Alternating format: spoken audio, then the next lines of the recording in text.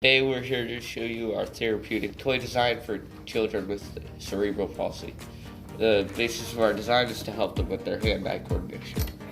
Our 2.0 design, and move over to the first. This was our first design, but it did not work as well as the other one. It did not stay together, and it kept breaking apart. It's not a good structure compared to the 3D printed one. The 3D printed one works far better because the rings are much bigger than they were before, and the design works better because it's way better. It's not falling apart 24/7. This is our first therapeutic toy design for people with cerebral palsy. The rings were much bigger and they did not work well because of how crowded it was, and the glue wasn't able to keep them up all the way, so they just kept falling apart. Go. This is the ring from our first therapeutic toy design. It did not work well with the first one because of how bulky it was. And with the crowdedness of the first one, it's not going to work just as well as with the other ones. This is the ring from our second version of our therapeutic toy design.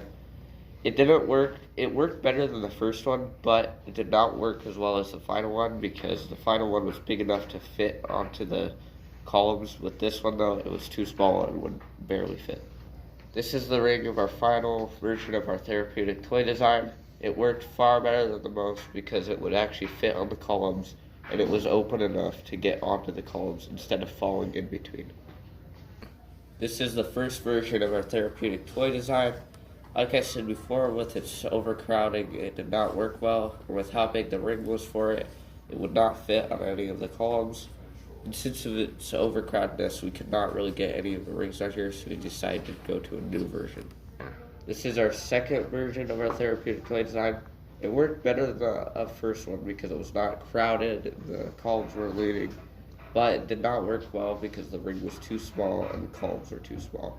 It needed to be much bigger. This is our final version of our therapeutic toy design. This one worked far better than the other ones, because the columns were spaced out and were wide enough to fit the rings on. And our final ring design went perfectly with this because of how open it was. But as you can see, you won't get it every try, but it works way better. And this one more because it would actually fit the rings on. And unlike the other ones that it didn't work on, it doesn't get stuck between the columns. Okay, so the way this ring works is the best way to throw it is I like to put it like right here, and then you flick it. Go. The way you use this ring is you can either throw it like this and have your little tipsy fingers.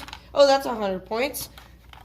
Or you go like this and you have it the way that I had it on the last one, and you use that. That's 1 point. That's 101 points. This is our second ring, and you can do it the exact same way. And you could also throw it like this. Okay, that's bye. We're going to be testing our therapeutic toy design, and I'm going to be showing you how it works. Basically, it's just like the ring tosser game. You just throw your thing on there like that. So you don't get it all the time, but it works. And we should probably make it a little taller, but I think it's good for how it is, but my team wants to make it a bit taller.